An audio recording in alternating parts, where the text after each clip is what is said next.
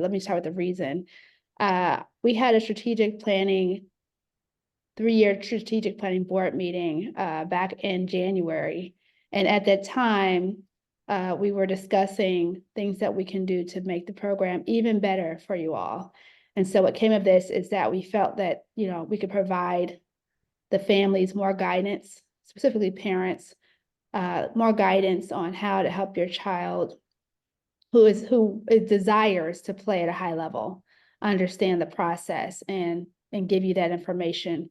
And so in doing so, we thought we should bring in experts that have seen this process from beginning to end several times, as well as organizations who worked with elite players. So if that is something that your child has a desire for, or you as a parent would like to learn more about, we're hoping to have more of these type of engagements, whether it be Zoom or in person, throughout the year, to keep you all informed, but also to motivate you and give you some guidance.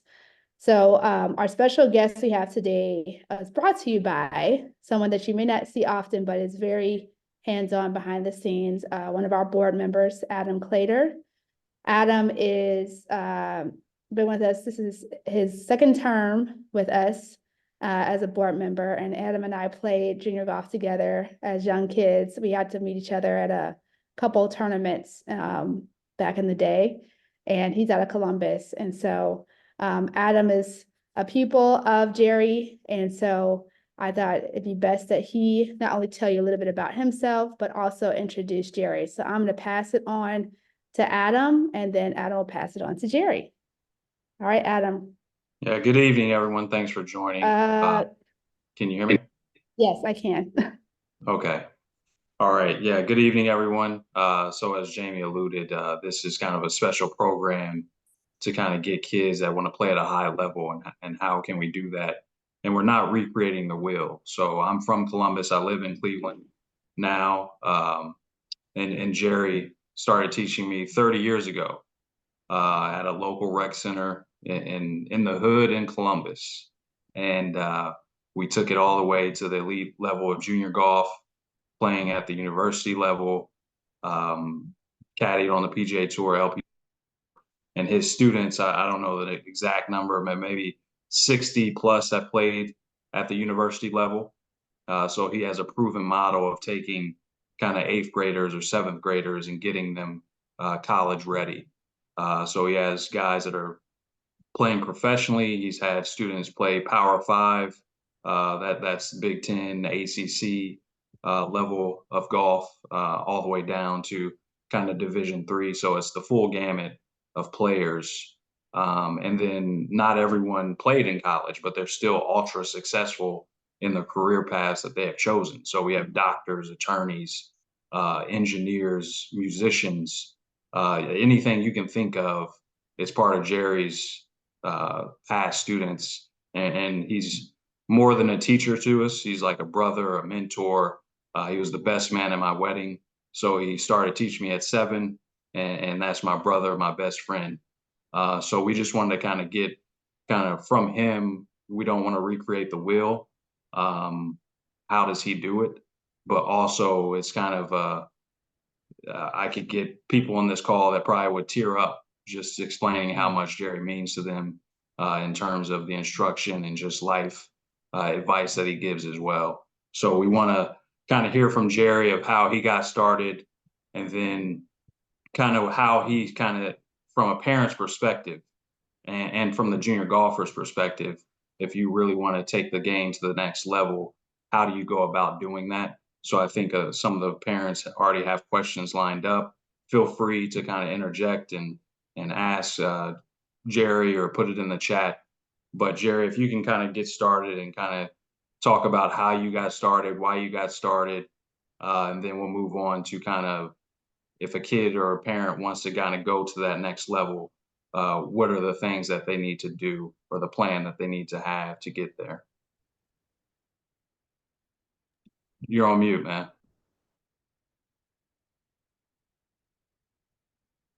Okay, there you go. Is that good? I'm on two things because I was coming from the car, coming out of a lesson. So I'm on my phone and I'm on the computer. So my phone is kind of down on low. So if it comes off the phone, and hopefully it jumps to the computer. But I don't know. I'm not that tech savvy guy, but I'm learning. I'm only tech when it comes to TrackMan and video analysis and all that good stuff and swings. But no, it's a pleasure to kind of be on the phone and be able to kind of share with everyone. And Adam was so gracious as to give me that intro and I've been a PGA professional for 27 years now, so I've been at it some while. I've had this passion of playing myself at a high level, and I went through the inroads and the hurdles of doing that, and I had some successes, but I didn't have as many as I'd like. Um, and there's a lot of barriers and hurdles that need to be kind of jumped and knocked down to reach that elite level as it relates to professional. But even the whole way. And one of the major barriers was access and resources. So, that was something that I lived through myself. And then because I couldn't play at a high level, teaching became the next best option for me. And I didn't know it at the time. I just loved golf. So, my first job was to work at a golf course as an assistant, and just doing the same rigmarole, selling green fees and merchandise, and setting up tee times and tournaments, until I got actually into teaching. And it was amazing what happened to me. And Adam was one of my first. And when I saw him and Carl and some of the other kids hit a golf ball and the excitement they had, that just lit something under me. And from there, I never looked back. But in doing so, and the maturity and the growth that they encountered all the way through, um, it was very good. And I saw these kids win tournaments, and it was amazing because here are some kids of color that came on the scene, and that wasn't really heard of. You didn't see much of that. And so it got to be where it's this kid, and who are these kids? And that was the talk of the town. And then it got like, well, who's teaching these kids? And that kind of obviously came back to me. And so I got some notoriety just from working with Adam and Carl and all of them for that matter. And but as things went on, they got better and better. The tournaments that they needed to play in started to cost more.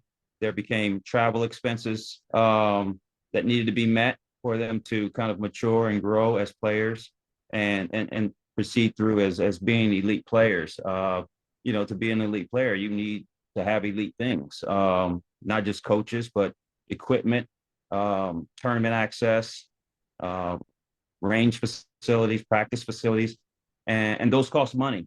And I mean, that's not going anywhere. So when I saw that coming, and I saw it right in front of me, and I had lived it myself. It behooved me to say, okay, how do I combat this thing? How do I fix this? How do I give these kids the chance that I did not have? Yeah, I can teach them, but there's much more that needs to be met than just me being able to teach them. So that's when I started my foundation. I had adopted a junior golfer. I brought the first tee to town, and those were the means and the ways for me to acquire the monies.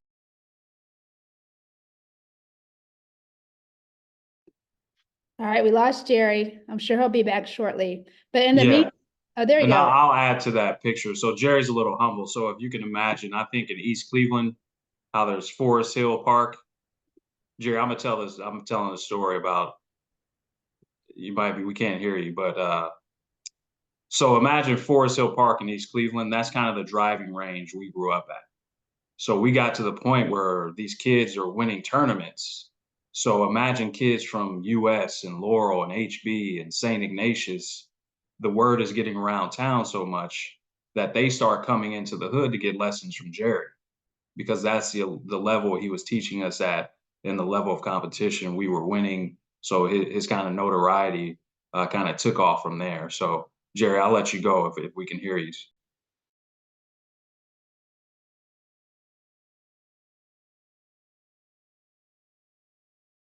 I think he's trying to log back in through his computer. So if you don't mind, Adam, can you speak to just a little bit about your beginning? Because I know you didn't touch on that, but just talk about your family structure, your parents, what they do, and how the journey was. Just a little bit about that to everybody, so they understand where you were at the time you started golfing. Yeah, so my parents were Columbus public school teachers. So we were kind of the first, as Gerry said, we were the first students that he had. So we didn't know about AJGA and kind of the elite level you needed to go to. But what took us to the reach new heights is that he set up the driving range where we had daily access. So it turned into kind of like a boys and girls club. So it wasn't like practice. We just loved being there every day, 7 days a week. Go home, get your homework done, and go straight to the driving range. In the summers, it was all day, every day. I would make excuses to get out of church so I could go to the driving range. So it was more like a boys and girls club type of environment. And then we had kind of multi-generational people there. So we had politicians, we had business owners, firefighters, policemen, and all of these type of people at the driving range, as well as kind of seniors in high school down to 6-year-olds. And that was kind of our hangout spot. So it wasn't like this rigorous practice schedule, but if you love the game and you're there 10 hours a day as a 9-year-old, you're just going to get better and better. And Gerry would have to kind of give lessons, but he would come back and check on us and give us a few pointers. But it very much, we got better just by the love of the game. We fell in love with it. My parents, I would have to wake them up to go say, hey, I need to go to the driving range. And my house was located on the way, so off the exit so it was on the way for the pros to get to the course. So I would write my parents a handwritten note at 8 years old saying, hey, mom, dad, I'm at the driving range. I got to ride. Call this number if you need to find me. So that's kind of how serious we took it. And he's still a little humble because we've had kids played in major championships. And I'm more proud of what he's done to the kids that haven't played professionally or even in college, because everyone's successful. But I think what we're trying to do here is that he has a proven model. So what lessons can we learn from him, and what can we implement in our organization? Did that answer it, Jamie? Yes, awesome job. And Gerry, I think you're back on, so. Yeah. Okay. I apologize. I knew my phone was going to cut down. I was shift, so I apologize. Again, I'm not the tech guy, so I apologize for that little intermission. But I don't know what you guys were talking about. I caught it to tail end through that little intermission, Adam. But as I was saying, this game, to play at elite level, it requires dedication and it requires resources. It really does.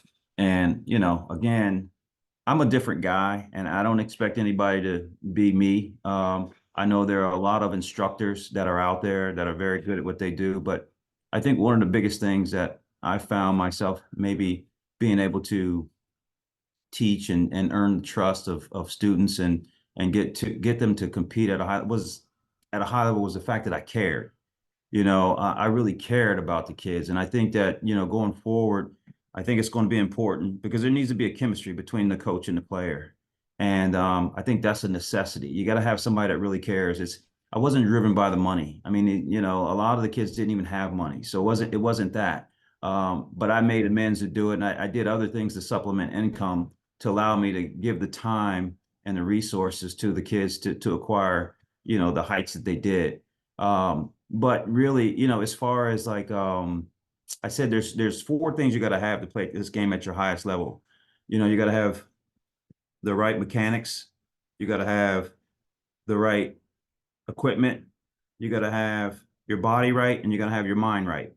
And if you want to play the game at the highest level, those 4 things need to be met. If one of them is lacking, then that individual is gonna lack the ability to achieve their highest potential. So those are the 4 things that need to be in place for players to reach that elite level. And I'll be honest with you, Adam, you said something at the end there that it was fun. You wanted to do it. It came from within.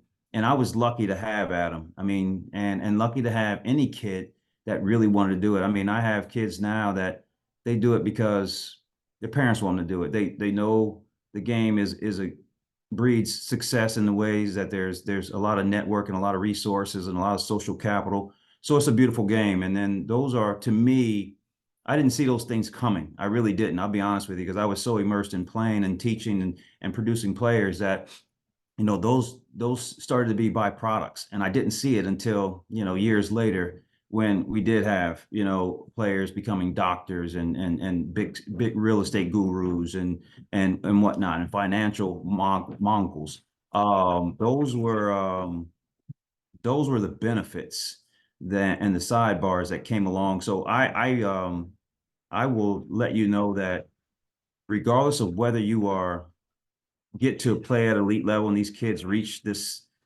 height of playing, I think you can get to a level of playing definitely high school golf at a high level, shooting in the low 70s, and obviously getting to college. I think that's been easy for me.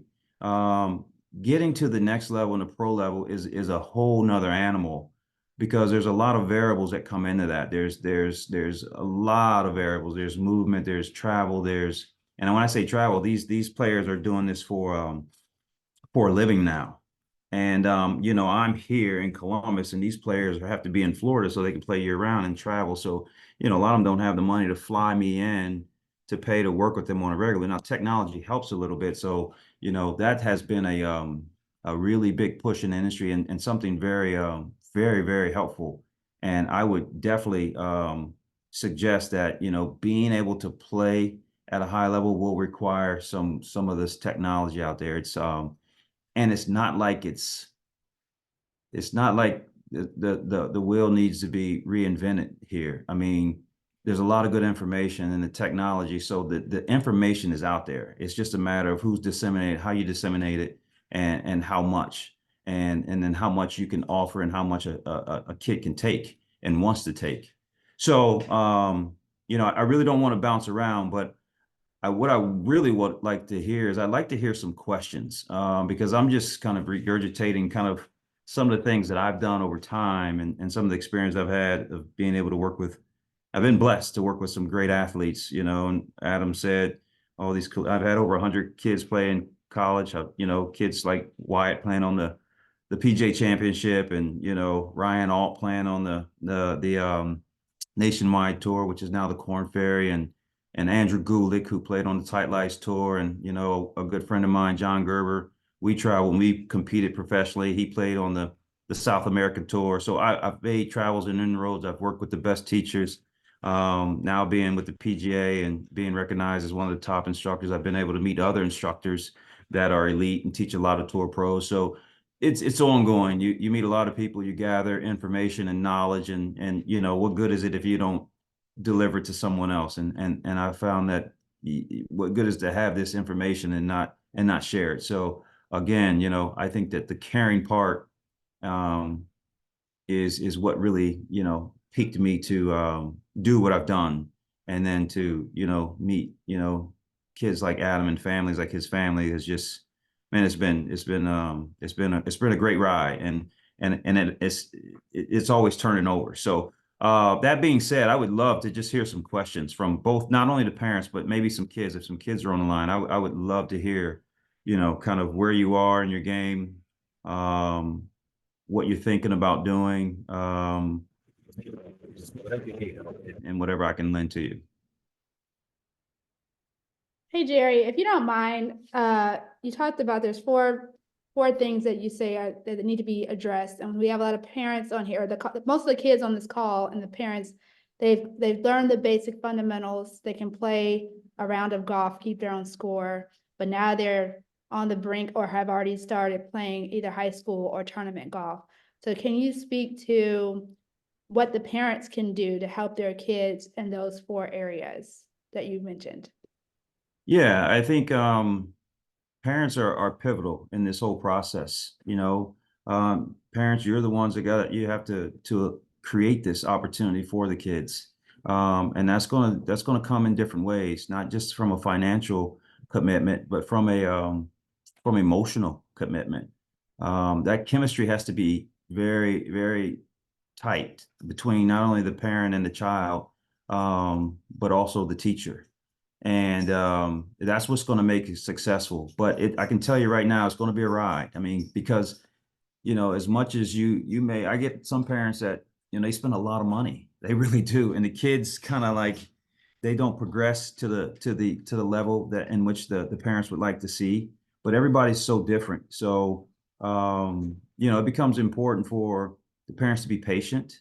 And then to do some due diligence on their own, to research and find out. I even encourage the parents to sit in the lessons because they're going to be the eyes. Now, not every pro is probably like that, but and they just want some one-on-one and some, kind of intentional, concentrated time with that student. But I'm of the mind that the parents are that next set of eyes. They're going to be ones at the tournament. I won't be at that tournament all the time. They'll be at the tournament.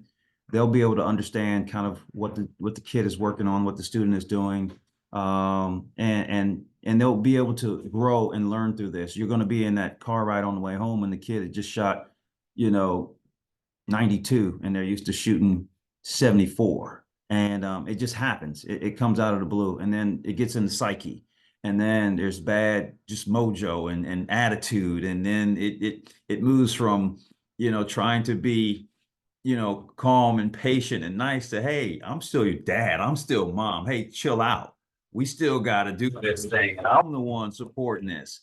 So and you grow, you really do. And then believe it or not, it's a beautiful process. It's hard. I mean, but it's at the end of the day, both the parents and the kids will cultivate a relationship that is unbelievable. Because you'll find those moments in each other's worlds where you kind of rattle and you kind of shake it and you kind of see a side to each other that you may not have seen, and which exposes kind of how parents receive children and children receive parents. So you asked that question, Jamie. I mean, obviously the financial commitment, the and investment, but the emotional and the time. I mean, it's a time commitment. It really is. And then I mean, I've had parents, believe it or not, they took out loans on their house to pay for a year's worth of golf. Really, I mean, from paying for tournaments, they refinanced and bought clubs because kids grow. Like I said, you gotta have the right equipment. You can't expect a 17-year-old to have a set of U.S. kids clubs and perform at elite level. It's not gonna happen.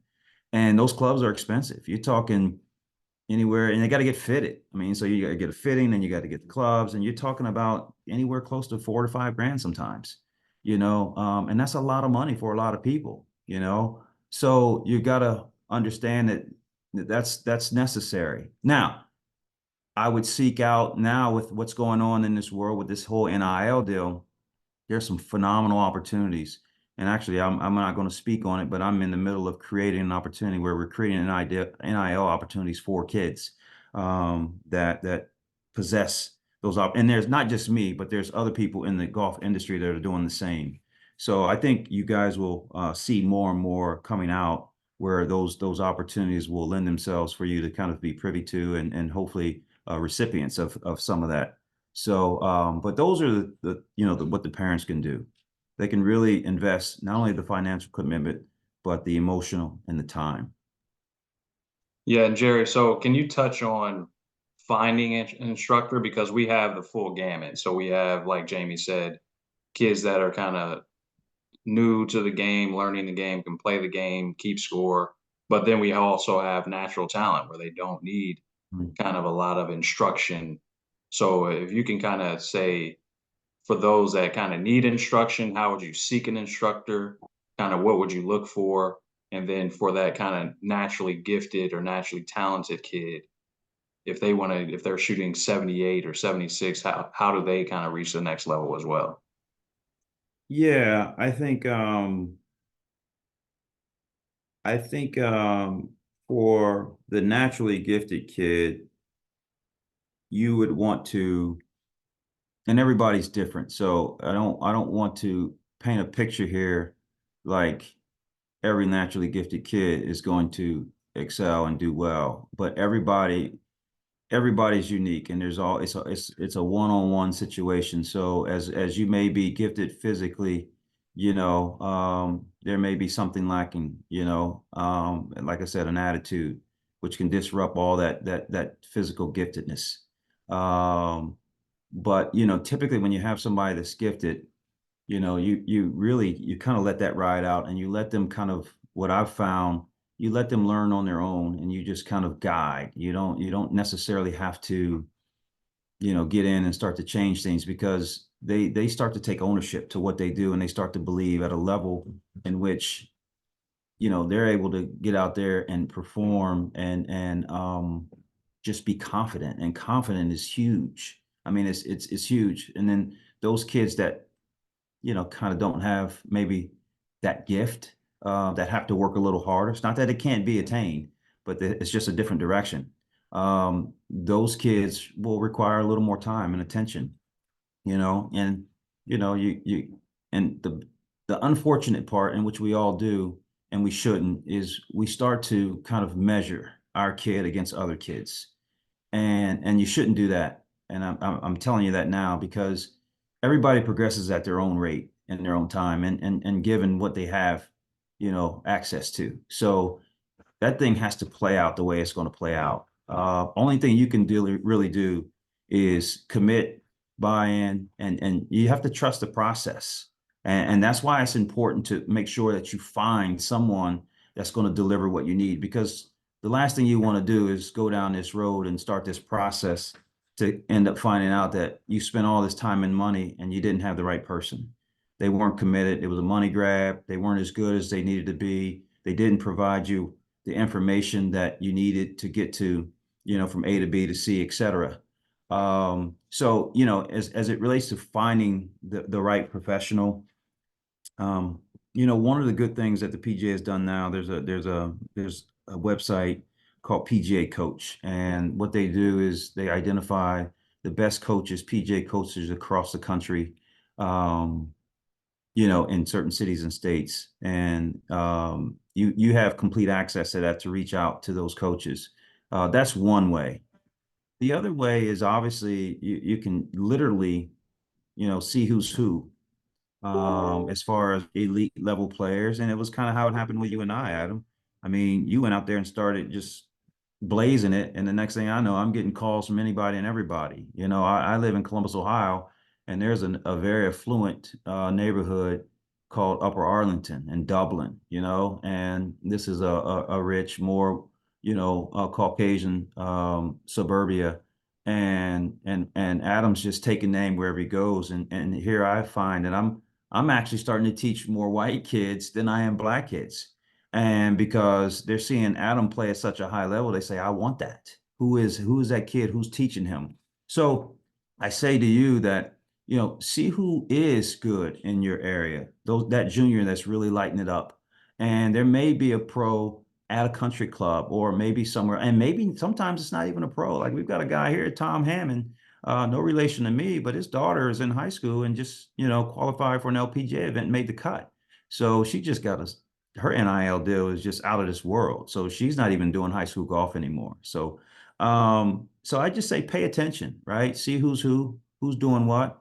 Don't be afraid to ask questions. And then that will kind of open up conversation, and you'll start to identify, and then it's just a matter of making those calls, right? Once you find out that, who you ask that parent, well, who teaches your son, or who teaches your daughter? Oh, well, so and so at this place, and then it's a very simple call. It's not, anybody can be touched and reached, you know what I mean? And you just call, and you ask for that person and say, hey, are you taking on any more students?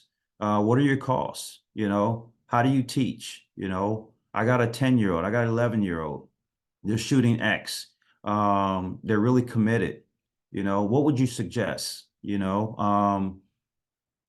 And sometimes they'll say, like, and I'll be honest. I mean, some coaches, and I've gravitated to this a little, where I really don't teach beginners anymore.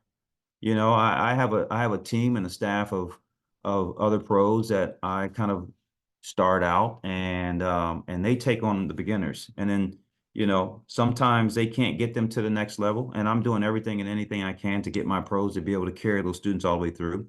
But if they can't, I'll take them on, or I'll work, you know, in conjunction with them so that we can see that that student is getting. So it's not only helping the student, but it's helping my assistant as well, or one of my instructors as well. So just kind of being in an environment where there's, you know, a high level of teaching and a high level of success of juniors is also good. And it sounds like you got a good group. So, and I'll be honest with you, Jamie, I mean, with the group you've got and the commitment and just to see all these people on the phone, on Zoom, that's huge. I mean, because if you told me that, okay, I've got 30 kids that want to learn how to play, they're committed, you can best believe I'm going to create an environment for those 30 kids to get what they need, just the way it is. And I'm going to do it for a couple reasons. One, because I care and I want to see these kids excel and they're committed. Two, don't get it wrong. There is some money involved. So you can make some money from it. There's nothing wrong with that. You know, and then when there's a volume play, obviously, you know, you get a lot of money for less time. So sometimes, you know, being in clinics and in camps and getting that type of setting to you know, build kind of like baseline fundamentals and techniques is good until you can branch off and then go to the next level. So I mean, I hope that answers a little bit of it, Adam. Of how, you know, from an elite player or a very gifted player to a beginner. I mean, I could go on, and I know I'm kind of shifting, so I'm just going as my mind thinks. But there's so many scenarios, and that's kind of why I'm, you know, when you ask questions, just shoot, because I'm sure I'll have an answer. But if I don't have an answer, I'll have an answer that will get you, or you know, have you find a way to get what it is you need. No, you hit the nail on the head, and that's how it was when we were growing up. Obviously, technology helps, but the word of mouth play. So if you're playing in a tournament and you're a parent walking with another parent, you kind of know that this is the elite junior in the area. You kind of ask that parent, "Hey, who's teaching your child?" Because Right. that's Wyatt Worthington, who Gerry mentioned, has played in the PGA Championship 2 or 3 times. Um, we were playing in a tournament. I won it. His dad came up to my dad and said, "Hey, who's teaching your kid?" So if it wasn't for that conversation, Wyatt probably wouldn't be playing in PGA championships and major championships. And so what I brag about and what I told Jamie is that you kind of have a proven model of you can take an eighth grader or younger, and we can pretty much guarantee that they'll be able to play or get a scholarship to play college golf. Right. If you talk about what's required from the parent and the kid and the time commitment, like what does it take to get to that? Yeah, I mean, again, I think it takes everything that I talked about earlier. But I do other things too, because information and knowledge is powerful. So, and Adam, you're very privy to. I used to do a thing, and I just don't have time, but I'm thinking about rolling it back. But rolling it back in, I used to do a thing called Road to College Golf. And Road to College Golf was just something that I came up with because I was also a basketball buff when I was a kid, and I played believe it or not, I played basketball at Ohio University before diving into this golf world. So that was football was my first love, but I wasn't big enough. My dad said, "Hey, you don't have a shot at it, big guy." So then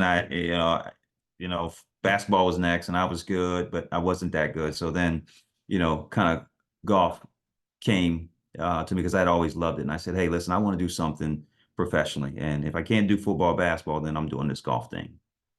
But I used to do a road to college golf, and this to get to the answer that you were looking for.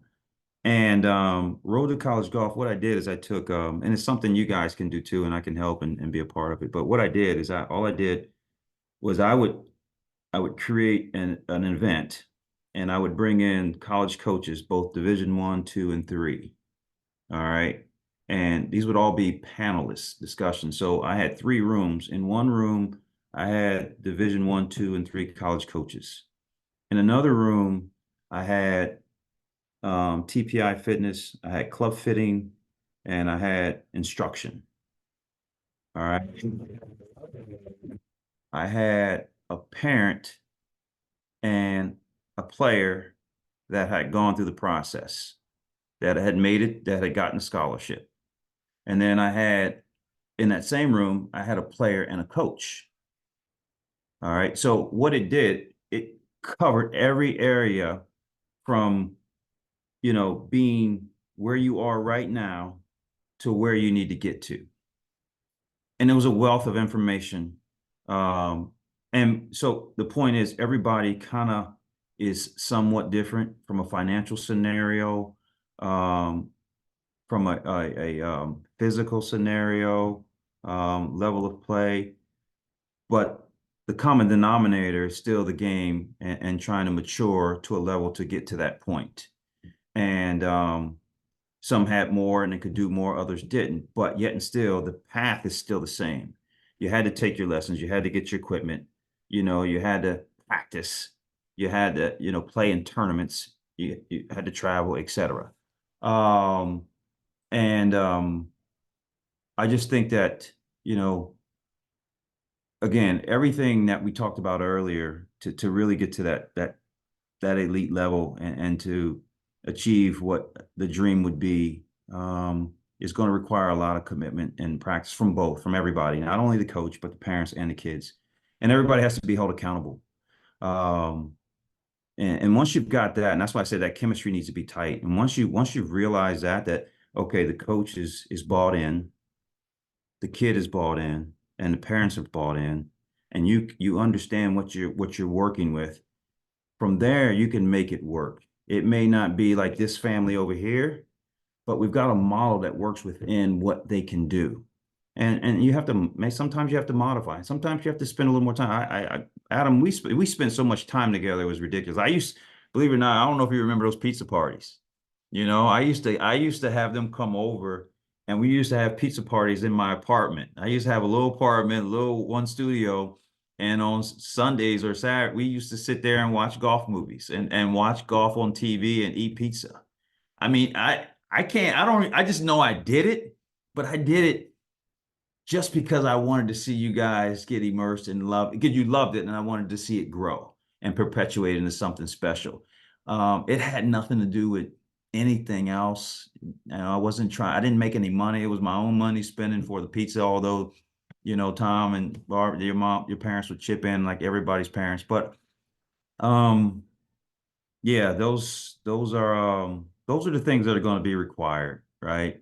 But again, you guys got a phenomenal group, Jamie, and so I think like the road to college golf would be big. And I would say to you also, there's a couple websites that are out there that are going to be very very good for you all to have or subscribe to. And honestly, Jamie, you could do it and pass the same password for everybody. So it's not as if you all need to have it on your own, right? And the one password is the Junior Golf Scoreboard. You need to have that one. You need to subscribe to that one. And the second one is called the College Golf Guide. It used to be the Ping American College Golf Guide. And the Junior Golf Scoreboard tells you every kid across the country that is ranked. All right. And you guys get rankings from playing in 4 tournaments. You have to play in 4 tournaments, and they have to be 2-day tournaments. And you get that ranking automatically. All right. Now, and doesn't matter what you shoot. Obviously, the better your scores are, the better off you are. That Junior Golf Scoreboard is where all the coaches go to recruit. They will find you there.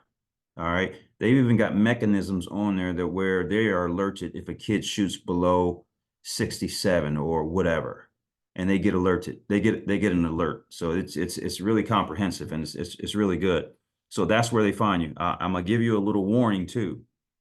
There are a lot of, I wouldn't say scammers out there, but there are businesses out there that will tell you they'll do X, Y, and Z. And they'll try to charge you $4,000 or $5,000, and they'll say, "I'll get your kid to college. We'll create this resume. We'll shop it to every coach." And I'll be honest with you, I didn't know this at the time, but it took time that I know now. These coaches don't care about those organizations, because it's kind of a money grab. It's a racket. Is it good? In some sense, it is, because they will give you the reach. They will help you create a resume. They'll write letters. They'll tell you to take your videos, and they'll give you and package it nice and pretty, and they'll just click a button and send it to all the schools. Well, the big time schools, they're not paying attention to that because they know that if it's coming from organizations like that, that it's really not good players, because good players don't need that. And coaches don't even want to, they don't want to deal with those organizations. They want to hear from the kids. They want to hear from the coaches, the PGA pros. They want more of a personal one-on-one direct relationship with the kid. They don't want this business just trying to throw stuff out there and fish and try to get somebody. So the Junior Golf Scoreboard, beware of organizations that will come in and do those things. I did it for, all my kids. I did it for everyone. I even have a website now where you can go on and the kids have their own profile. So, and I had it built out for this very reason, because the kids needed to have the opportunity to promote themselves, and I needed something to help them promote themselves. So I created a website within Hammond Golf Academy where you could go on and it said players, and all my players had their profile. You click that player and the resume pops up. It had their picture, it had their grades, it had community service, it had their scores, and I had it built out to where not only did it have their scores and the date and times, but it even had the conditions of the tournament, because a lot of times the coaches see a number, but they don't know what's behind that number.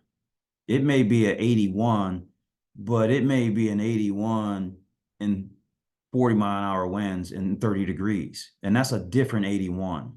And if you don't tell that story, then that 81 is 81. So it becomes important that you make sure that you communicate when you are doing that, when you are at that point where you're doing that college run and recruitment process, that you communicate to those coaches.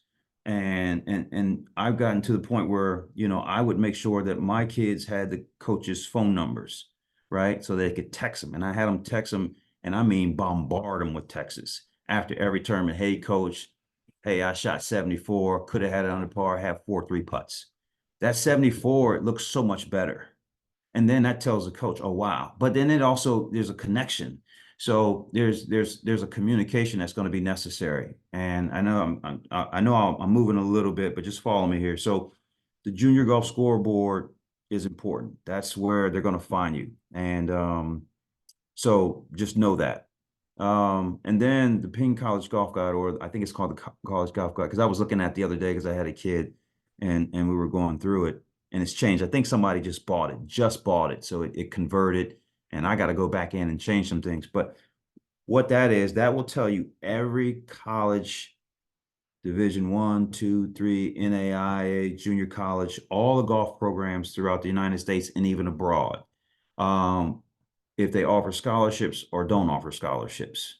Okay. So you got to know that sometimes, and I got a lot of kids that are in private schools, and, golf is a secondary. So they would rather have an institution that's more academically, kind of fitting than the golf. And sometimes it's the opposite. Sometimes it's a blend. But you have schools that have golf scholarships and schools that don't have it. But the schools that typically don't have it will find other means and ways to get money to get you in there if they want you. And then, so it will have every school, it will tell you the college, the coach's name, his email, their phone number. Sometimes there's cell phone numbers on there. Not a lot of times it's not. So it's just the office number. It's the athletic department and their office. And then it gives you a history of what all the players, what they've done. It'll tell you about the school, the enrollment, the gender mix. It'll tell you the population. It'll tell you the studies that they have. It'll tell you whether they have practice facilities at the university, or if they practice offsite. Sometimes it's a combination of everything. And then it will also tell you there's another drop down in there where you go and pop off of that site and go into GolfStat, where GolfStat will have the same, well, it won't have the same thing, but it'll show all the schools. And then you can you can click the school. You can go to like whatever state you want. You can go to Ohio and you can say just D1s, and all the D1 schools will pop up. And then it'll show you if you click Ohio State, it'll show you the top 5 players at Ohio State and their scoring average.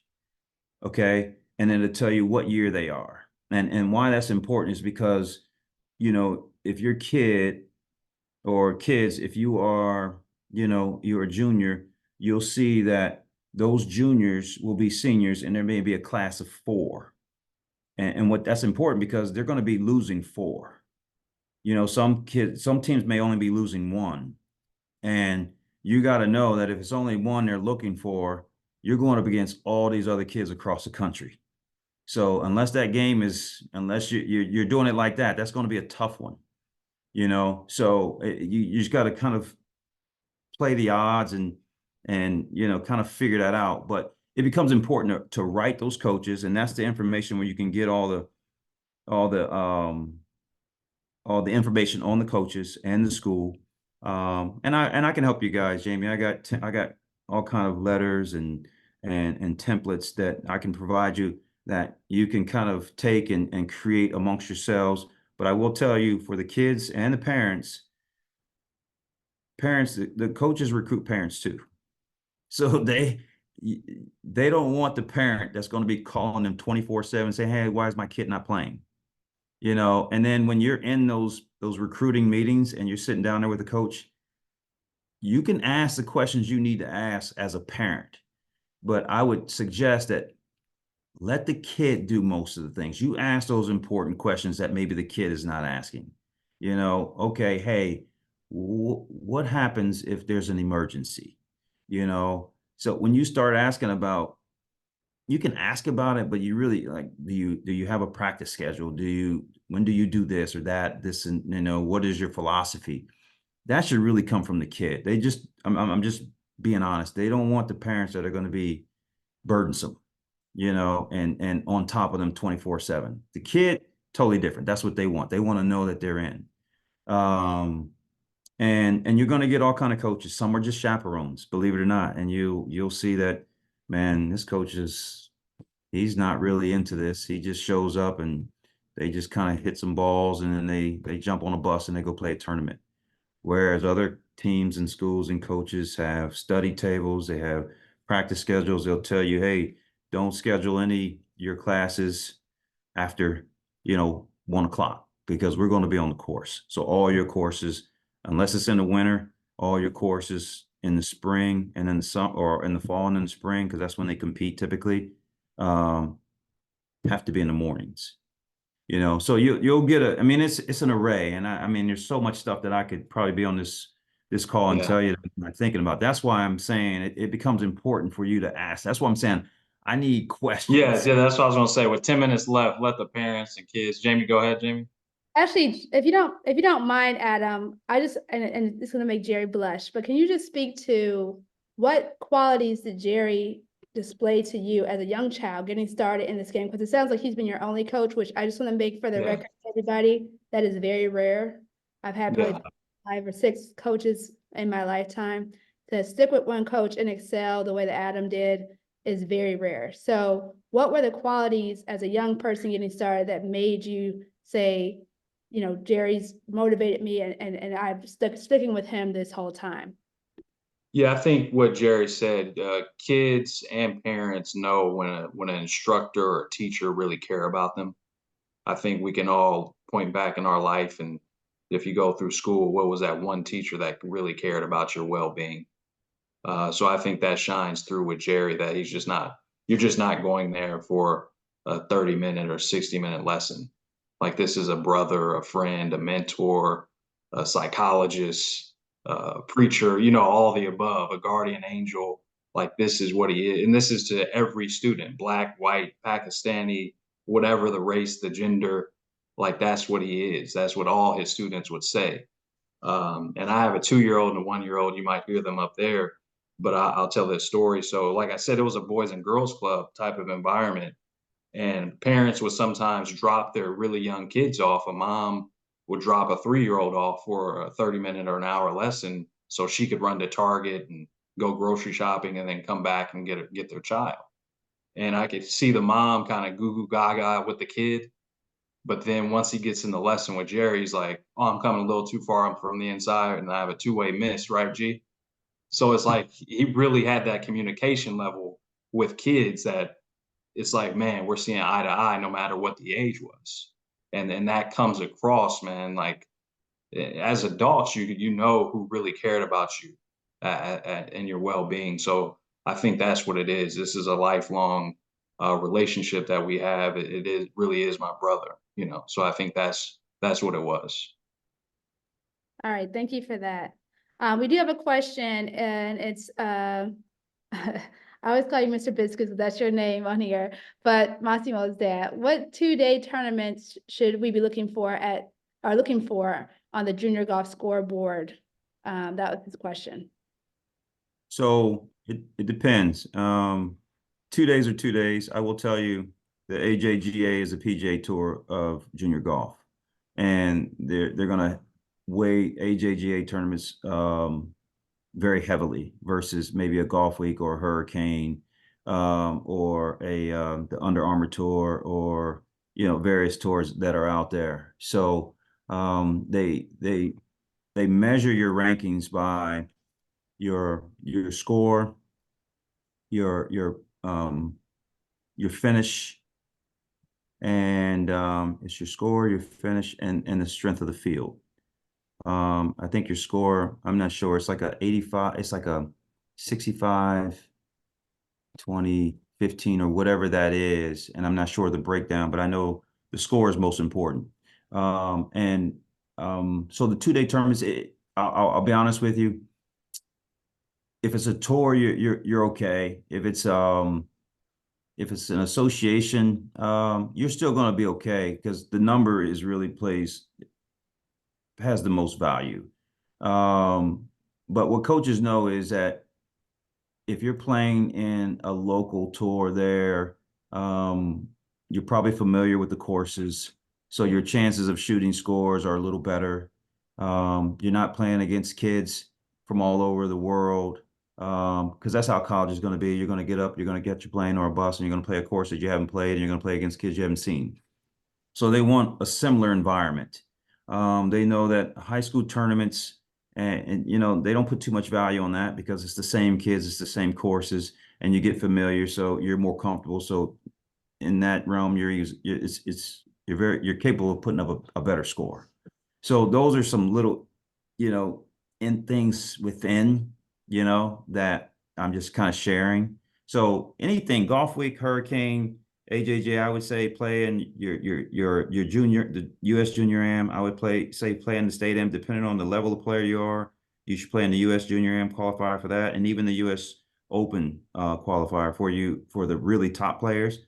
Play in your US Open qualifier, whether you make it or not. It's just the fact that you get to measure up and stick it in the ground with some collegiate players and even professionals, and you kind of just feel that platform, and it's a learning curve for you. So. Okay, awesome. The next question I have is from Ms. Lane. What do you encourage junior golfers in Ohio to do to keep up and maintain their golf skills in the winter? I would say two things. Find if you can find a location where you can do something indoors. I wouldn't say if you have the luxury of taking, like I'm kind of on a steady base with my kids. I'm really only teaching 20 kids now. I call it my top 20. I've really scaled back, but I work with my kids every week, and I've just kind of fallen into that. I mean, and once a kid graduates, I just plug another kid in. But if you can get with an instructor and you can work throughout the winter, and maybe it's every other week. If you're able to get every week, that's great too. But even if it's once a month, there needs to be some sort of kind of interaction between you and the coach. I would say find a facility, hopefully that you can get on and use, like technologies today. You can go play Pebble Beach, you can play Muirfield, you can play all these courses and hit shots, and you even got data points that kind of even share what the club is doing, whether the face is closed, path is left, right. So if you have the ability to kind of find some sort of area that has indoor golf where you can practice, I would say do that. The other big thing is the fitness. Like I said, your body has to be right. So you want to get yourself conditioned over the winter. There's changes going to be taking place. You're not swinging too much, and you're definitely not competing really, and you're sore. So that gives you time to kind of push through that and get to a point and work through that, because when you're working out and in the winters when you really hit it hard, and come summertime and golf time, then you're just on a maintenance program. You're kind of doing little things, not heavy lifting and really strength training. So All right, thank you. Rocco asks, where can you, or do you know of places you can find funds to help with these tournaments that are out of state? yeah, there's a couple ways. I know there's a group, and I can't remember the name, and I'll be sure to get this to you, Jamie, so you can pass it on. But I don't, Mark Lowry? No. So Mark has he just started an organization that is actually designed to fulfill this very issue right here. And they're raising money and to supply for kids to have these opportunities. Sometimes your local sections, your PGA sections have it. And what they'll do is they have their tournament series as well. Like we had the Southern Ohio PGA, just like you've got the Northern Ohio PGA. So I would say the Northern Ohio PGA probably has a tournament series for you guys and for the players, and they probably provide scholarships to play in those tournaments if you don't have, the monies, but you want to play. I know every section has junior. We like in our section, we raise money for junior golf, and then we supply those monies to families and kids to go out and compete. But typically, if we can have them compete on our tour, then it comes back to us. But it's not to say that, they won't allow those monies to extend into an AJJ or something like that. So I would say check into your local section would be the Northern Ohio PGA section. And then I would also say, if there's local businesses and putting together kind of a packet, and stating your cause and, kind of saying, hey, my kid is really starting to progress, and, we need a little more access. And like I said, I'm working on some things now where these NIL deals they're forever in out there. And these companies now, I had a guy tell me that, he's not really looking to get anything back. He just knows the association with golf plays a statement. I mean, it makes a statement. So that's all he's really looking for. So there are companies out there that may just kind of want you to wear a hat and represent them in some way, shape, or form, that may give you 1,000 here, which could be 250 a tournament for 5 tournaments. However you slice it up, that's on you. But and just people, in the community that care. So in high school though, isn't it still NIL still not in high school though, right? it depends on the state. It depends on the state. NIL is in some states it's okay for high school players. But in Ohio it's not though yet, but it's coming. Yeah, right. Yeah, and I want to say, I think the Mark Lowry fund is targeted to Black students, I'm assuming.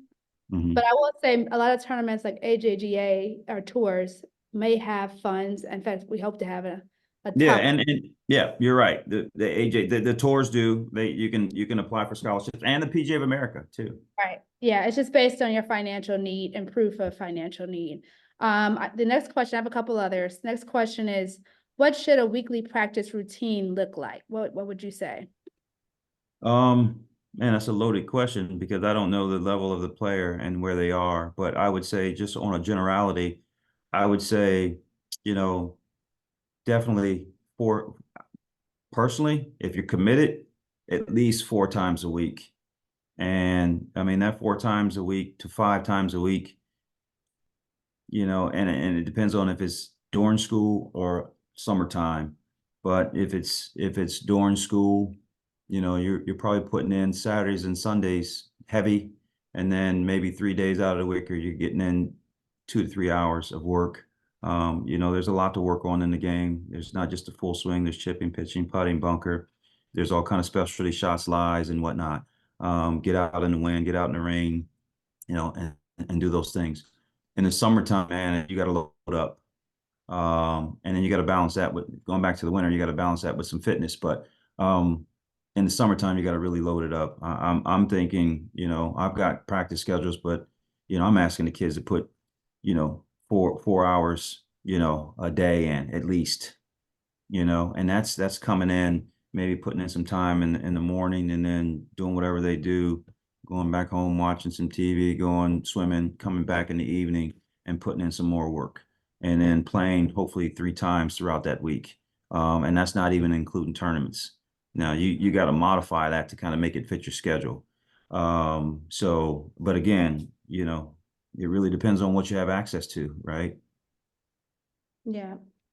The other question I have is, as you mentioned, fitness routine. I know it varies depending on age and body and so forth, but what does a typical, what kind of fitness? Is there weightlifting and what kind of fitness are you recommending your students do? Yeah. I mean, so I mean, you're safe with just doing TPI and golf specific training, but you know, there's nothing wrong with doing strength training as well, depending on the age of the kid. And you know, obviously size and mass moves weight, right? And the more mass you have moving through that golf ball, the more you have behind it. And strength training, just using the ground, being stronger, but really your core golf muscles and training just around, you know, golf specific is enough. But you know, if you have the ability to do some strength training in the winter, definitely do some strength training. Okay. All right, take one more question, and then we gotta wrap it up. But what level do you have to play to be, or what level on average do you have to play to be a D1 golfer? Okay, so you got small D1 and you got big D1. Small D1 anymore, you might be able to creep in with an average of 75. 76 is pushing it. 75 can get you in the door, especially if your resume shows where you've shot in some 68s and some 69s or something like that, where they can see you have the ability to go low and can go under par.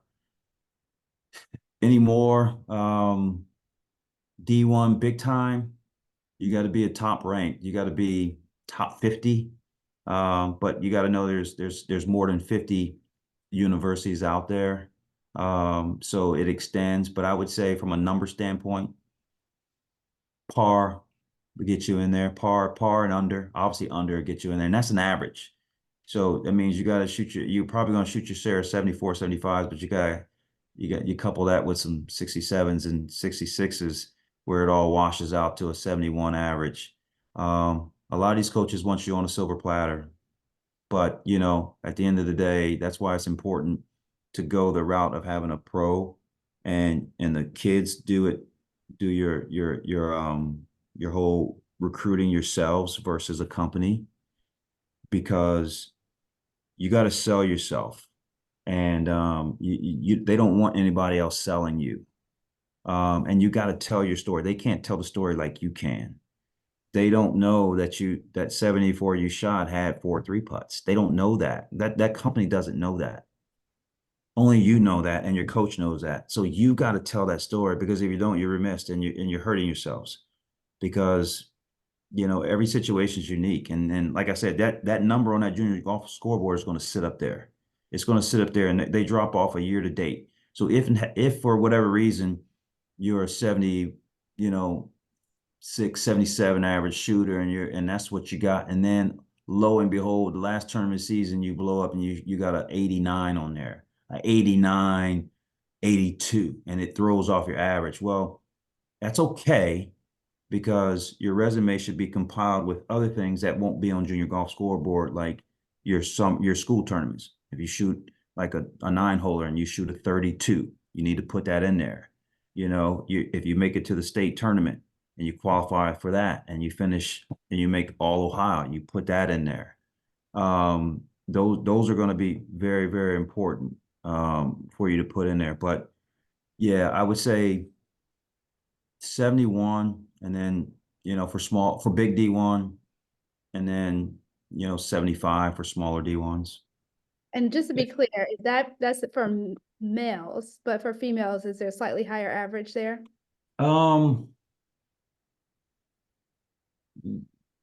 Yeah, maybe 1 stroke, not much. The girls are coming strong. It's out there now.